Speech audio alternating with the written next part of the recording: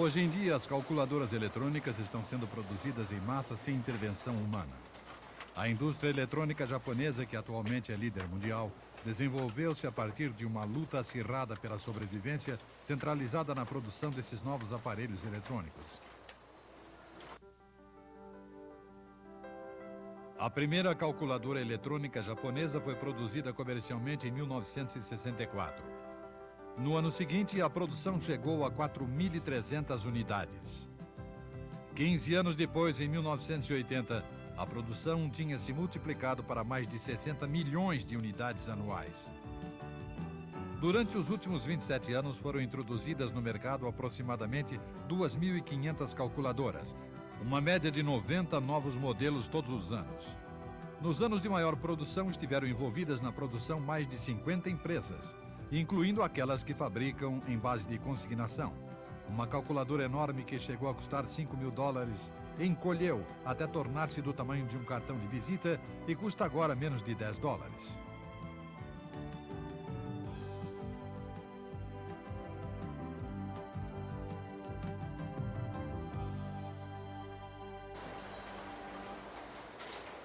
Esta é uma fábrica que atualmente produz calculadoras eletrônicas. O cérebro de uma calculadora eletrônica é um circuito integrado de escala muito grande. VLSI, Very Large Scale Integration Circuit. Este chip minúsculo contém todos os circuitos eletrônicos necessários para manipular a entrada de dados, a memória, o cálculo e a apresentação no visor. Equipamentos automáticos instalam visores de cristal líquido nas calculadoras. É necessária apenas uma quantidade mínima de eletricidade para que os números apareçam no visor. A instalação da fiação é realizada através de uma tinta condutora de eletricidade que é utilizada para imprimir um sistema de fiação que liga todos os componentes situados sobre uma lâmina plástica. Uma vez colocada uma bateria solar semipermanente, os circuitos começam a trabalhar. Um dedo mecânico pressiona a 8ª tecla para confirmar a operação no visor de cristal líquido. Atualmente, uma calculadora eletrônica pode ser feita encaixando-se diversas peças em uma lâmina de ligações. Como os processos de fiação e de montagem são todos automáticos, a mão de obra humana não é necessária. Esta é uma feira de equipamentos para escritório realizada em Tóquio em 1963. Foram exibidas as mais modernas calculadoras, incluindo um novo tipo de caixa registradora de diferentes tipos de vendas e uma calculadora que consegue resolver complicadas operações de raiz quadrada. Esta é uma calculadora mecânica de operação manual. Mecanismos especiais trabalham em conjunto para realizar as operações de soma, subtração, multiplicação e divisão. Esta é uma calculadora mecânica que funciona com energia elétrica e que utiliza motores elétricos para movimentar os mecanismos. Há um sistema completo de teclas de 0 a 9. No entanto, ela calcula muito devagar e é muito barulhenta. As pessoas que precisam fazer trabalhos de cálculo utilizando um equipamento como este, gostariam de ter um aparelho que trabalhasse de forma rápida e silenciosa.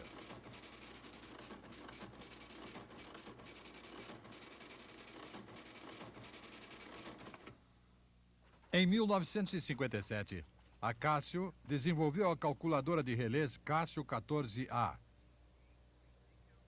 Ela tinha um visor para 10 dígitos e 10 teclas numéricas. Esta calculadora utilizava 342 chaves de relé eletromecânicas. Uma calculadora do tipo relé desenvolvida nos Estados Unidos em 1945 utilizava 13.000 relés. Era possível diminuir extraordinariamente o número de relés utilizando circuitos especiais. A calculadora de relés da Casio era mais rápida e silenciosa que as calculadoras mecânicas operadas eletricamente, que logo perderam sua fatia no mercado para os novos modelos com base em relés. Em 1954, começaram as transmissões de TV no Japão e muitos fabricantes começaram a fabricar aparelhos de TV. Mais ou menos em 1955, quando começou o programa de construção de moradias em todo o Japão, os eletrodomésticos, como aparelhos de TV, máquinas de lavar e geladeiras, começaram a se tornar populares. O número de casas com geladeiras representava 10% do total. Em 1964, o Shinkansen, trem de alta velocidade, começou a funcionar entre Tóquio e Osaka. Nesse mesmo ano, os Jogos Olímpicos de Verão foram realizados em Tóquio, o que proporcionou ao Japão a oportunidade de mostrar ao mundo a sua recuperação econômica. Os Jogos foram transmitidos em cores e simultaneamente via satélite para o mundo inteiro. A era da eletrônica estava no auge.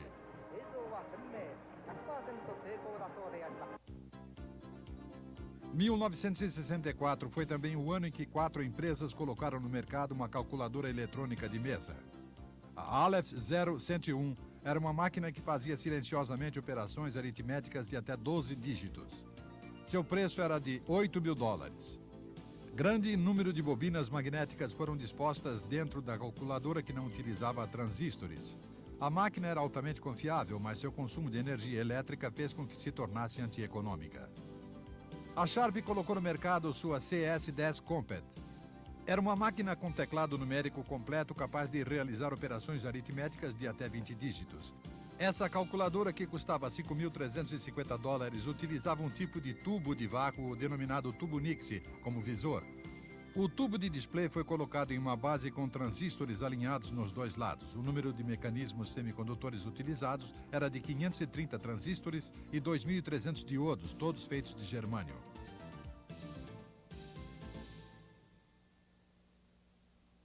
A Sharp, que na época era conhecida como a Hayakawa Electric Company, fabricava aparelhos de rádio antes da guerra. Começou a produzir aparelhos de TV assim que começaram as transmissões em 1954.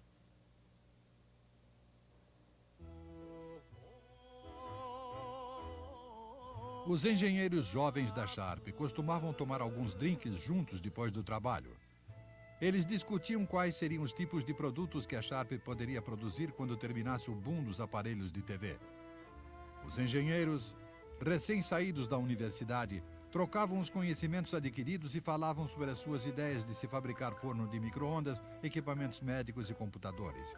Finalmente, a diretoria da Sharp ficou sabendo dessas conversas e começou a pensar como todas essas visões poderiam ser concretizadas.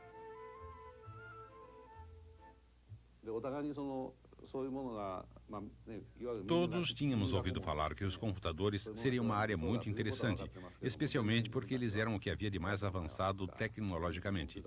Mas nenhum de nós tinha nenhuma experiência com eles. Não tínhamos estudado nada sobre computação nas escolas, portanto, éramos principiantes. Como eu tinha sido o primeiro a falar sobre eles, na verdade estava sempre falando sobre computadores, a minha tarefa foi estudá-los.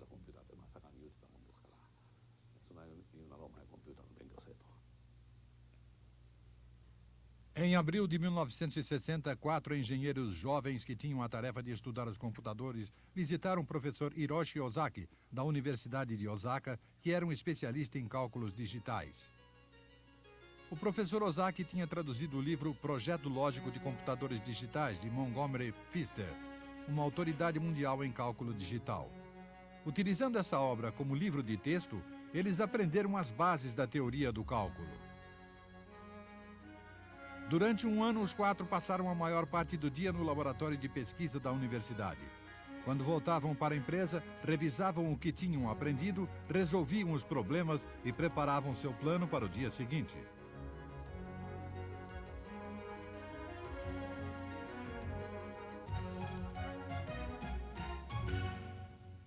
Finalmente, depois de terem adquirido bastante experiência com diversas máquinas experimentais, começaram a desenvolver um produto comercial. Seu projeto inicial foi baseado na aplicação direta da teoria do computador. Era formado por muitos painéis que ocupavam uma área do tamanho de uma sala pequena.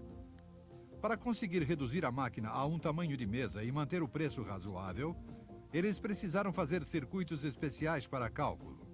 Desenharam circuitos e os estudaram. Voltaram a redesenhá-los e os mudaram muitas vezes. Os circuitos desenhados no papel eram impressos quimicamente em lâminas de cobre e depois as peças eram soldadas uma a uma. Centenas dessas lâminas foram feitas e finalmente montadas. O monitor foi feito inserindo painéis de circuitos impressos um por um para cada lugar numérico. O mecanismo de entrada de dados também foi desenvolvido. Quando se apertava a tecla com o número 1 aparecia no monitor. Ao se apertar o 2 aparecia e assim por diante.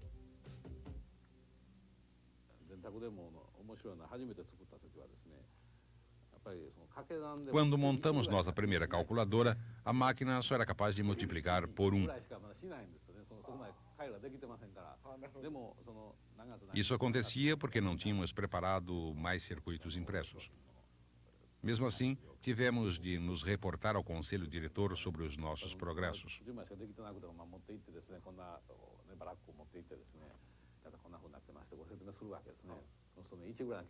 Eu me lembro de que Mr. Hayakawa, que era o presidente da empresa, perguntou: "Os computadores são mais estúpidos que os seres humanos, não é?" O Sr. Asada declara que se a diretoria não tivesse tido visão do futuro, seu projeto teria terminado naquele momento, pois seu desenvolvimento não era o esperado. Quando finalmente acharam que a máquina já era capaz de calcular e a ligaram a uma tomada, ela começou a fazer milhares de erros. O motivo era a forma pela qual os transistores de germânio reagiam à temperatura. Com mais de 500 transistores um do lado do outro descarregando calor, a temperatura dentro da calculadora eletrônica ficou muito elevada. No entanto, a operação em baixas temperaturas também era instável. Colocamos a calculadora em uma sala refrigerada e observamos o comportamento da máquina enquanto a temperatura diminuía. Descobrimos que depois de algum tempo as ondas de sinais começavam a agir de forma estranha. À medida que continuávamos as verificações com os nossos equipamentos de teste, observamos como as ondas irregulares se espalhavam pelos circuitos. Depois colocamos a calculadora em um laboratório refrigerado na Sharp e diminuímos a temperatura ambiente até chegar a 17 graus centígrados negativos. Desse ponto, todos os circuitos pararam de funcionar. Percebemos que seria inútil diminuir ainda mais a temperatura. Em relação ao desempenho da máquina em temperaturas elevadas, nossa esperança era conseguir aumentar a temperatura até o limite de 60 graus centígrados. Mas isso não foi possível, porque nossos organismos não conseguiam suportar o calor. Começamos a suar tanto que o nosso suor começou a cair na máquina e a causar curtos-circuitos. Os engenheiros da Sharp não podiam utilizar transistores nos computadores por serem muito caros. Utilizavam transistores de rádio baratos e faziam inúmeras mudanças nos circuitos para melhorar o seu desempenho. A cada nova mudança, eles colocavam sua calculadora experimental em salas quentes e frias para a realização de testes. Logo, os engenheiros mais jovens começaram a sofrer dores e problemas cardíacos. Mas seu sacrifício deu resultado. O número de erros da calculadora começou a diminuir progressivamente. A confiabilidade podia ser mantida. Na primavera de 1964, a Sharp estava preparada para fabricar e comercializar a calculadora eletrônica. A Casio também estava desenvolvendo um projeto para desenvolver uma nova calculadora relé.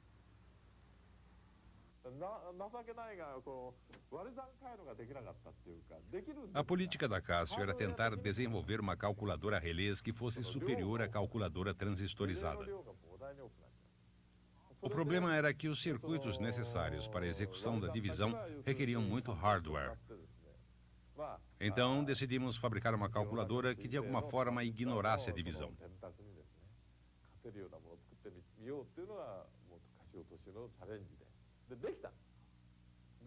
Isso foi uma bobagem de nossa parte. A Casio convidou atacadistas para uma demonstração da nossa nova calculadora relés. Tudo ia muito bem enquanto demonstrávamos a soma, a subtração e a multiplicação. Mas quando chegamos à divisão, os clientes perguntaram: "É isto que vocês chamam de divisão?" A calculadora nem tinha terminado de fazer a divisão e os espectadores já estavam dizendo: "Que coisa horrível!"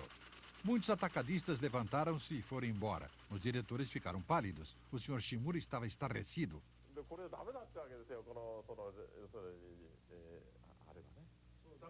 O novo modelo de calculadora foi um fiasco. Os clientes começaram a falar que a era das calculadoras a relé já tinha terminado. O ambiente foi ficando muito tenso e as pessoas começaram a se levantar para ir embora. Naquele momento, o presidente me disse: "Ache uma máquina eletrônica que esteja sendo desenvolvida e traga aqui." Até aquele momento, eu estava explicando o tipo de funcionamento por relés. E, de repente, a ordem foi trazer uma máquina eletrônica. Então, o presidente disse: "Estamos também trabalhando nesta máquina. Por favor, explique o funcionamento dela." Como eu sabia a forma de funcionamento do computador, comecei a dar explicações detalhadas. A reação dos clientes foi de entusiasmo. Em um dia quente e úmido de agosto, os engenheiros prepararam uma sala quente improvisada, simplesmente fechando bem a sala em que trabalhavam.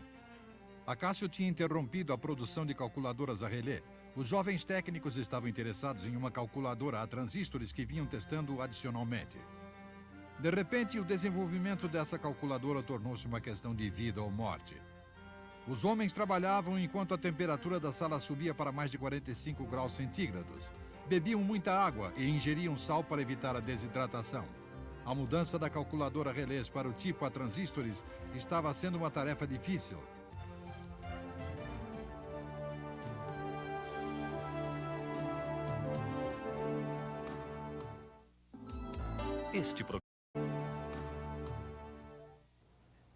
Este é o escritório da Busicom Corporation em Tóquio. A Busicom teve uma grande influência no desenvolvimento das calculadoras eletrônicas no Japão. Em 1960, a Busicom importou uma calculadora britânica de mesa baseada no tubo de vácuo denominada Anita Mark VIII. O presidente da Busicom, Yoshio Kojima, tinha na época 46 anos. Como essa Anita era tudo o que nós sonhávamos, eu fui para Londres e pedi para me venderem uma. Mas eles não aceitaram. Disseram que podiam me vender 1000 unidades, mas não apenas uma. Disseram que se eu comprasse apenas uma, isso queria dizer que eu iria copiá-la. Meu pedido foi simplesmente rejeitado. Esta é a Anita Mark IX, que tem quase as mesmas funções que a Anita Mark VIII. É uma máquina de teclado completo que pode fazer operações aritméticas de até 12 dígitos. Ela utiliza tubos Nixie para visor e um tubo de descarga, um tipo de tubo a vácuo para o computador. Este é o tubo de descarga que foi substituído por um transistor logo depois. A Anita Mark VIII era vendida por $6.000. As empresas japonesas a desmontaram e adaptaram toda a sua tecnologia. A calculadora Anita não foi vendida no Japão, porque era cara e seu desempenho não era bom. Mas, sem dúvida, foi importante para os fabricantes japoneses que adaptaram a sua tecnologia. Portanto, a honra de ter sido a primeira calculadora eletrônica de mesa, sem dúvida, pertence à Anita. Em 1966, a Busicom colocou no mercado a sua calculadora eletrônica 161.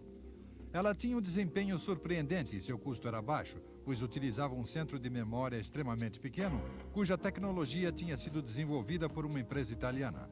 A calculadora da Busicom fazia instantaneamente operações aritméticas e raízes quadradas de até 16 dígitos. Era vendida por $3.000, incluindo a memória. Uma calculadora eletrônica da Sharp de 14 dígitos era vendida na época por $4.350 sem a memória. Seguindo os passos da Busicom, outras empresas começaram a desenvolver calculadoras eletrônicas com base em circuitos integrados. Depois, a competição foi cedendo gradativamente para a integração. Enquanto isso acontecia, surgiu no mercado o semicondutor de óxido de metal ou transistor MOS. O transistor MOS podia operar com baixa energia elétrica, mas era facilmente contaminado pelos íons de sódio. Inicialmente, os transistores MOS eram considerados muito instáveis e as fábricas que os produziam enfrentavam sérios problemas.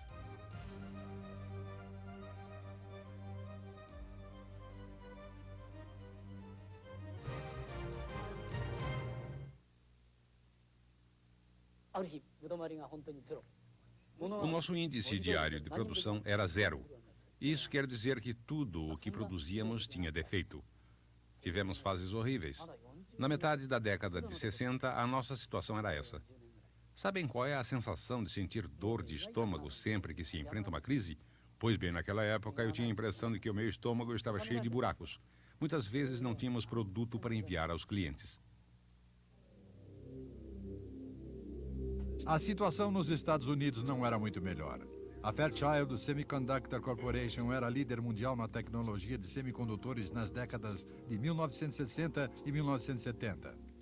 Utilizando um processo de película de óxido, a Fairchild desenvolveu a tecnologia planar que protegia os transistores da contaminação. Eles também inventaram um circuito integrado. Mas a Fairchild entrou em pânico quando os índices de produção das suas fábricas começaram a cair violentamente. A Fairchild também enfrentou todo tipo de problemas quando começou a produção dos circuitos integrados de grande escala MOS. Os índices de produção nas fábricas de semicondutores caíam violentamente quando começava a época de pulverização agrícola.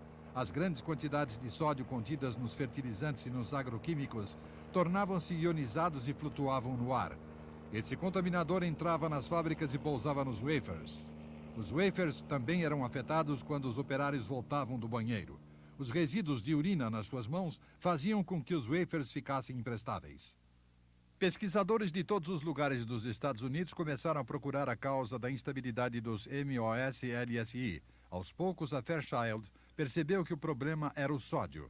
A seguir, estabeleceram um método para estabilizar os MOS e LSI, incluindo pequenas quantidades de fósforo na película de óxido. Isso bloqueava a ação do sódio. Imediatamente, a Fairchild anunciou as suas descobertas e a produção de MOS e LSI na América melhorou em pouco tempo. Em maio de 1968, Tadashi Sasaki da Sharp Corporation visitou os fabricantes de semicondutores dos Estados Unidos e lhes solicitou que fabricassem MOS e LSIs para suas calculadoras eletrônicas, pois os fabricantes japoneses não tinham aceito seus pedidos. Começando pela Fairchild, ele visitou 11 fabricantes de semicondutores, entre eles a Texas Instruments. Nenhuma das fábricas aceitou seu pedido devido ao seu volume e à solicitação de preço baixo. A razão era que eles davam muita importância aos lucros. Como os produtos para uso militar eram muito lucrativos, eles não tinham interesse, naquele momento, em fabricar algo que ia lhes proporcionar um lucro tão baixo. O conceito japonês de garantir lucros através da produção em grande escala, pequenos aumentos de preços e grandes vendas não era muito claro para eles. Ninguém aceitava meus pedidos. A última empresa que visitei foi Autonetics, uma divisão da North American Rockwell Corporation. Mas eles também recusaram meu pedido. Desesperado, o Sr. Sasaki foi para o aeroporto. Enquanto esperava para embarcar, ouviu seu nome sendo chamado pelo alto-falante. Era uma mensagem da Rockwell. Urgente, por favor, cancele sua volta para o Japão. 30 minutos mais tarde, ele estava de volta na Rockwell em um helicóptero que eles tinham enviado para buscá-lo. O presidente da empresa mudou completamente sua decisão e decidiu fabricar os MOS e LSIs para serem utilizados na fabricação de calculadoras.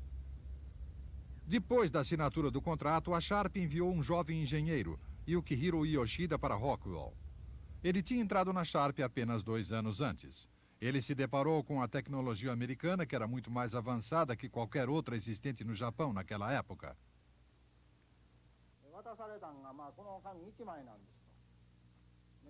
O que eles me deram foi esta folha de papel.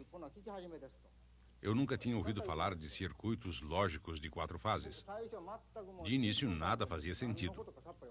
Eu não conseguia entender nada. O mais surpreendente era que, como no Japão não pensávamos dessa forma, tudo aquilo estava além da minha capacidade de compreensão. Esse foi o primeiro abismo tecnológico que encontrei.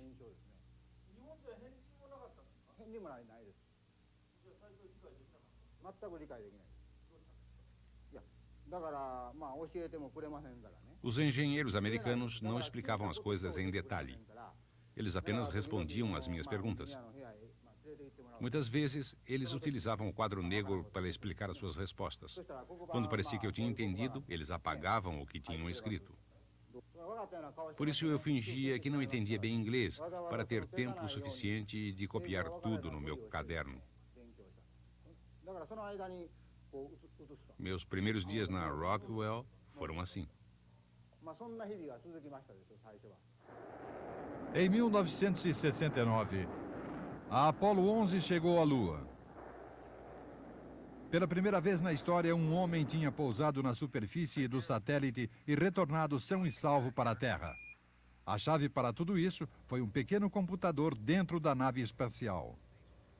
Os circuitos lógicos utilizados nesse computador eram circuitos MOS de 4 fases, que levavam transistores e condensadores MOS com 4 tipos de sinais sincronizados. Os engenheiros da Rockwell explicaram o procedimento a Yoshida somente depois de a Apollo 11 ter retornado com sucesso à Terra. Esta é a Microcompat 9T8D.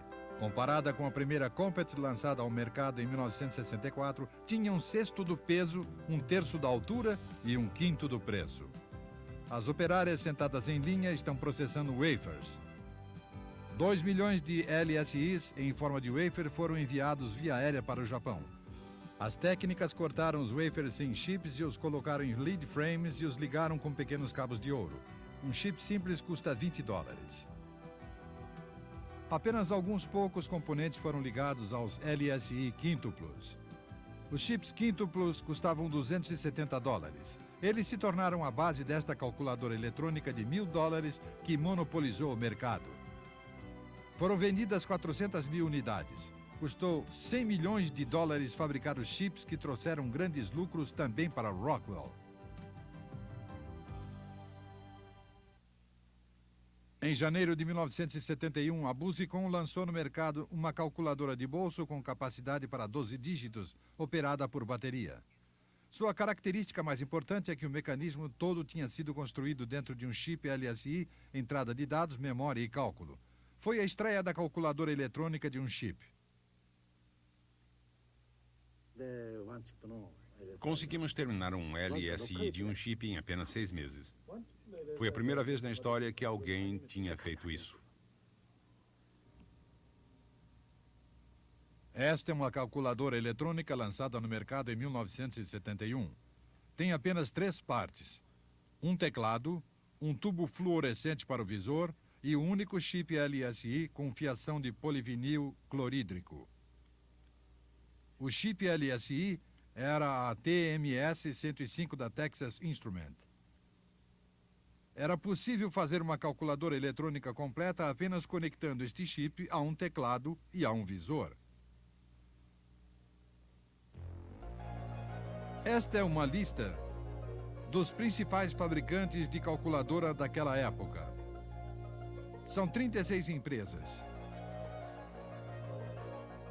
Aproximadamente outras 20 empresas menores que se especializaram em produção sob consignação também lutavam para obter uma fatia do mercado dos fabricantes originais. Logo mais, todos os fabricantes utilizavam o chip da Texas Instrument.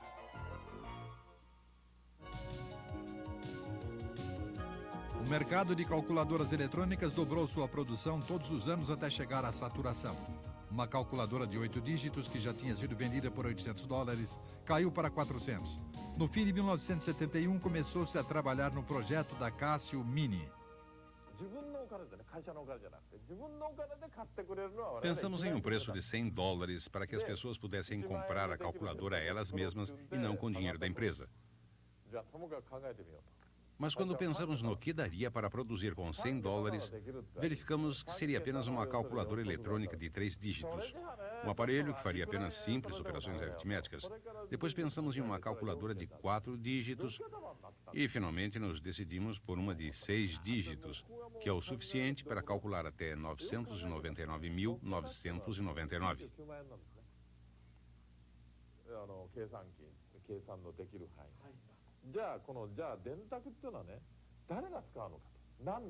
Mas ao considerarmos quem seriam os usuários dessa calculadora e qual seria a sua utilização, pensamos que talvez os cálculos até 1 milhão de ienes não fossem suficientes. Seguimos essa linha de pensamento e vimos que, quando se utiliza a moeda japonesa, os dígitos decimais não são muito necessários. Sendo assim, começamos a desenvolver uma calculadora de 6 dígitos, sem casas decimais, que fosse capaz de realizar todas as operações aritméticas e que pudesse ser vendida por $100. Um engenheiro da Casio ficou trancado num hotel durante 3 dias para desenhar o chip MOS LSI mais simples possível e que pudesse operar de forma contínua durante 10 horas movido à bateria e que pudesse ter um custo de $45. O desenho dos circuitos lógicos foi concluído no dia 31 de dezembro de 1971. Os desenhos foram enviados imediatamente para a Hitachi Limitada, que confidencialmente fabricou o chip LSI em 3 meses.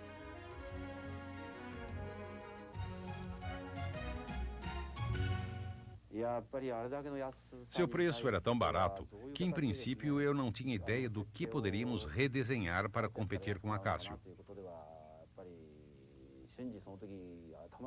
O preço era baixo demais. Ainda me lembro do comercial de TV com o slogan "A resposta na ponta dos dedos". Fiquei estarrecido. Até então eu pensava que o Japão não era capaz de competir com a tecnologia da nossa empresa e, portanto, achava que tínhamos grandes oportunidades de conseguir colocar nossos produtos no Japão. Assim que conseguíamos ganhar a confiança do consumidor e colocávamos o modelo no mercado, já havia outro fabricante que lançava um modelo mais avançado. Era questão de meses.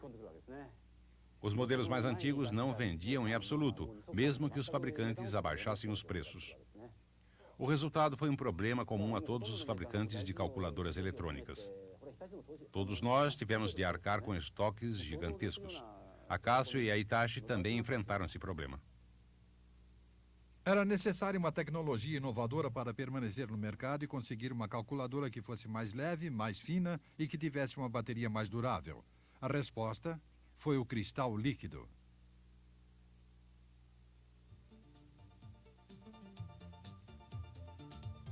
No centro de pesquisa da RCA em Princeton, New Jersey, o Dr. Hyle Meyer apresentou uma aplicação simples de cristais líquidos. Cristais líquidos de moléculas muito regulares são inseridos entre 2 lâminas de cristal. Quando se aplica uma voltagem a toda a massa, o índice de reflexão da luz muda e o cristal fica escuro. Se for aplicada parcialmente uma voltagem em uma ordem determinada, também é possível criar numerais. O segredo está no líquido especial que é colocado entre as 2 lâminas de cristal. Foi então que os engenheiros da Sharp tiveram uma ideia. Os cristais líquidos que não emitem nenhum tipo de luz praticamente não consomem eletricidade e podem ser bem finos. Imediatamente, um engenheiro viajou para os Estados Unidos para começar uma investigação detalhada. Pretendia encontrar o material apropriado para o visor de cristal líquido e, para tanto, foram testadas milhares de tipos de substâncias orgânicas. A Sharp também teve de desenvolver novas tecnologias antes de conseguir completar um visor de cristal líquido, como, por exemplo, um método de vedação capilar que permitiu que os cristais líquidos se infiltrassem entre as lâminas de vidro, eletrodos transparentes para dirigi-los vedados e conseguir chegar ao processamento adequado. A pesquisa valeu a pena. A Sharp é agora líder mundial na tecnologia de cristal líquido. A nova tecnologia exigia instalações industriais em grande escala. As empresas mais modernas começaram a se automatizar para poder competir com os pequenos fabricantes que pagavam baixos salários utilizando linhas de produção automatizadas. Foi introduzida a tecnologia de impressão utilizando-se tinta condutora de eletricidade. As lâminas de fiação são feitas desenhando-se o diagrama de fiação em um mimeógrafo. Essas lâminas são depois impressas em uma película com tinta condutora. Um chip LSI, uma bateria solar e um visor são encaixados na lâmina para produzir uma calculadora.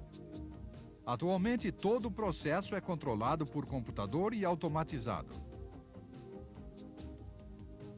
A automatização ajudou a consolidar o setor das calculadoras eletrônicas. Essa situação fez com que muitas empresas tivessem de sair do mercado.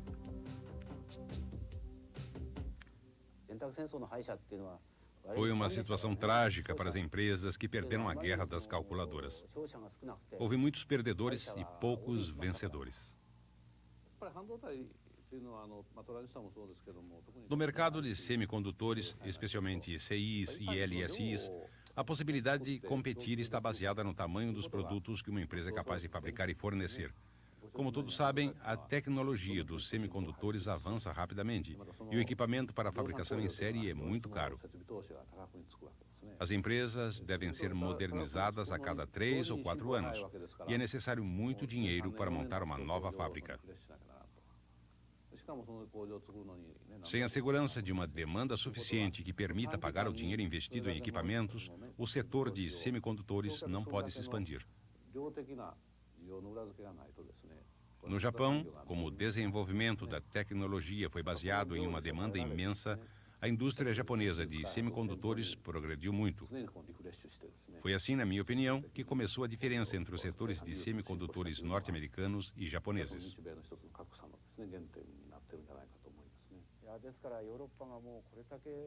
Não é que eu não consiga entender a razão da França e de outros países terem rejeitado tão veementemente a tecnologia japonesa de semicondutores. E não apenas esse tipo de tecnologia, mas também diversos tipos de equipamentos, desde faxes a copiadoras. Mas na história da indústria japonesa de semicondutores, tudo isso aconteceu sem a gente perceber. Sem que ninguém prestasse muita atenção em como as coisas iriam ficar, houve uma concorrência incrível. E em meio a toda essa loucura, nossos concorrentes desapareceram.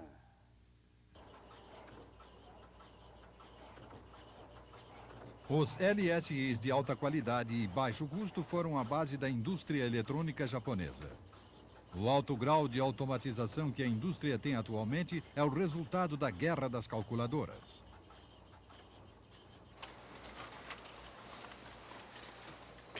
No Japão, foram fabricadas aproximadamente 1 bilhão de calculadoras eletrônicas nos últimos 27 anos, criando uma imensa demanda para a indústria de semicondutores e servindo de inspiração para suas rápidas inovações tecnológicas.